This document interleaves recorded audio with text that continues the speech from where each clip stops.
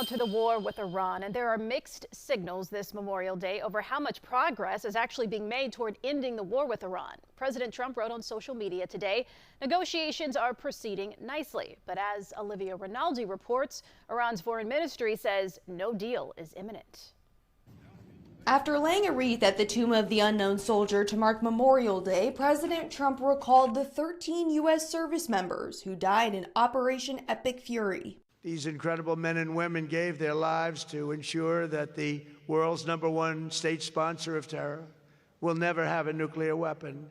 Hours earlier, the president posted on social media that negotiations with Iran were proceeding nicely. But he also warned if no agreement is reached, the U.S. would return to, quote, shooting. We're either going to have a good agreement or we're going to have to deal with it another way. Sources tell CBS News a potential deal would include Iran reopening the Strait of Hormuz and the U.S. dropping its blockade of Iranian ports. In addition, Iran would also agree to never develop a nuclear weapon and destroy its stockpile of enriched uranium, with those details being worked out in the next stage of negotiations. The deal would also include sanctions relief and the release of frozen Iranian funds based on Iran's compliance. There is no toll.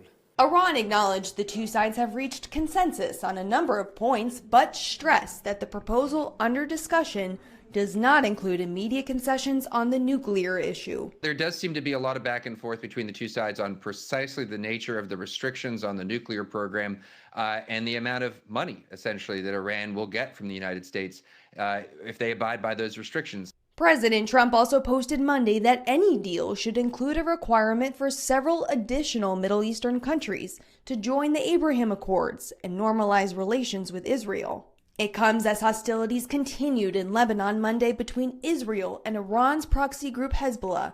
Olivia Rinaldi, CBS News, Washington.